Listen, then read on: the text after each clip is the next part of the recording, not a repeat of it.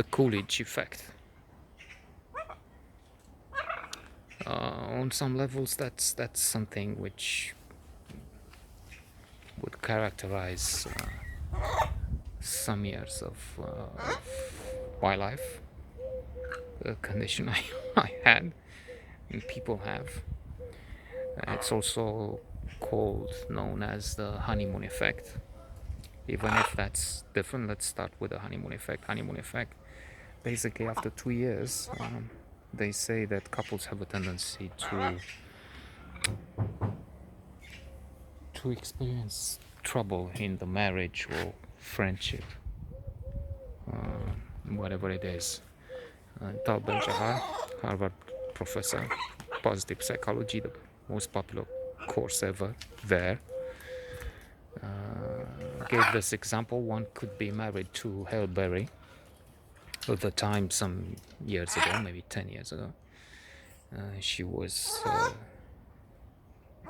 named, elected, or I don't know, by vote or some other way, the sexiest woman alive, by people, well, I don't know, other magazines, and so you could be married to Halle Berry, but after 2 years,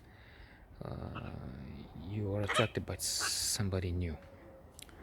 So even if you have the most spectacular, attractive, desired woman or man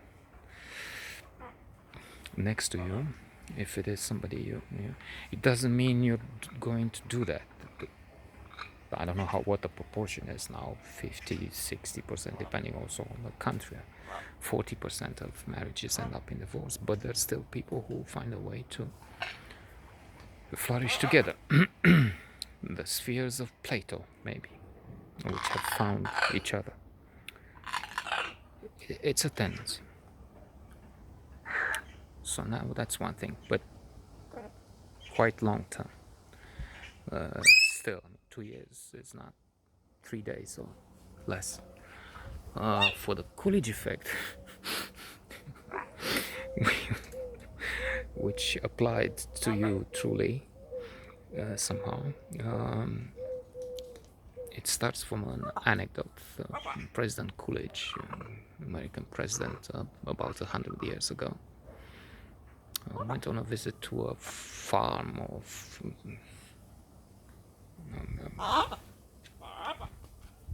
a big farm. I'm guessing he didn't go to see a man who has 2 cows or something, with his wife, the first lady, and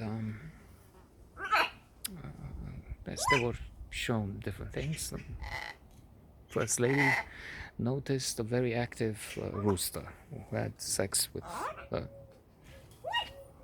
chicken, the hens, quite often. And she asked one of those there, how many times does this rooster have sex with her hens? And the answer was quite an impressive figure. I have no idea what it was. Maybe 120, maybe 80, I don't know. But still a lot. So, oh yeah, tell that to Mr. President. So they went and told Mr. President, and then he asked, yes, is it always the same hen? No, it's always a different hen. Always with a different hen. Okay, tell that to the first lady. So, in other words, there is this thing that men think of sex much more often than women. Remember, I've read in 50 Psychology Classics, a wonderful book, Tom Burton Brown, or some similar name to that, which has basically identified 50 classics of psychology, and it's an audio book. In about 12 minutes, I think, for each book, it extracts the main ideas. And in one of those, there was this notion that a man thinks between the ages of 17 and 35, the peak of sexual activity for males, I guess, thinks I have no idea how much, but let's say a lot. It was a lot anyway. Uh, 20 times a minute. Let's just go with that.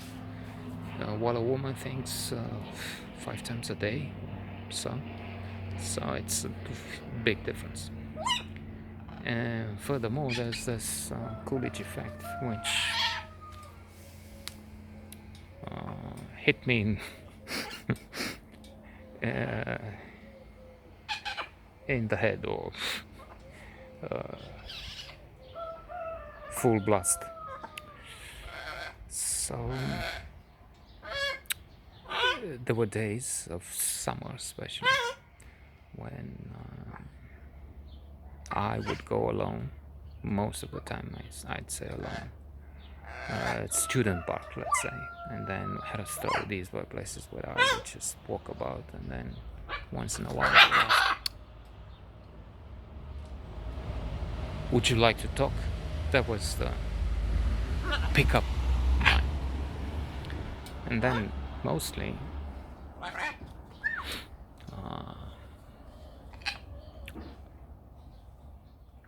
9 out of 10, or I don't know, it was no, I don't want to talk. But once in 10, a conversation would ensue. And I think also this is another of the suggestions made by the same Tal Ben-Shahar. When asked what does he wish for his students, he said, "I wish you fail more," which sounds very strange. How do you mean that? Are you crazy? It's so mean. You wish us to fail. No, it's fail because learn to fail or fail to learn. Plus, if you don't fail, it means you never try. Or to refer to another thinker, quite different in his approach, whereas Tal Ben-Shahar and others say that positive psychology is the key, that happiness, just as Aristotle and some others said, happiness is the ultimate goal of life. You search for it. When you don't have it, when you have it, that's it.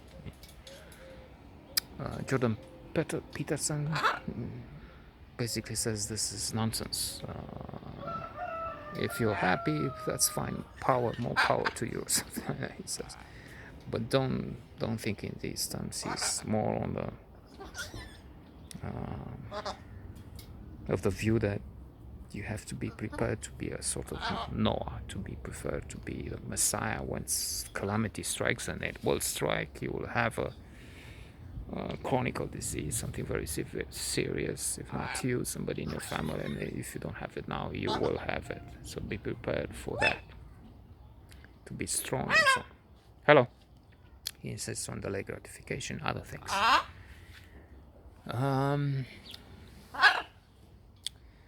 But Tal Ben-Shahar had this thing, learn to fail to learn. Băi! Ia vezi. And so I learned to fail a lot. Maybe I learned something out of those who would agree to a conversation. The rate of failure would be even higher, I think. Only 1 in 20 would agree to go to bed, let's say. But still, that meant with a lot of time in my hands. Travel and tours is good because when you do it, it's intense, it's very demanding, it's challenging, it's meeting people, you have sex once in a while there too. There were some experiences I will mention.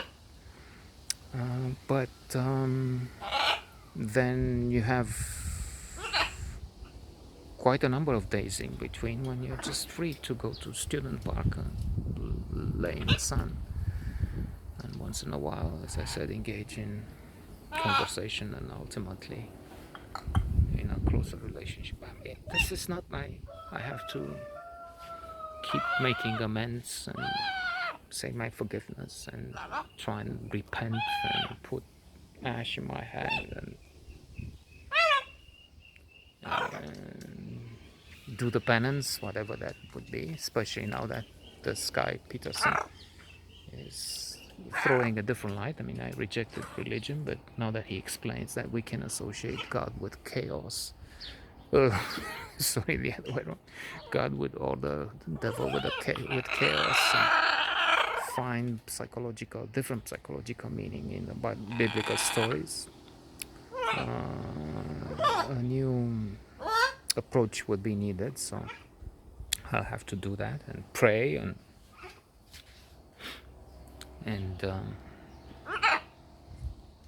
think of the sins. In terms of sin, there's an approach here between Peterson and Tal Bajahar, in that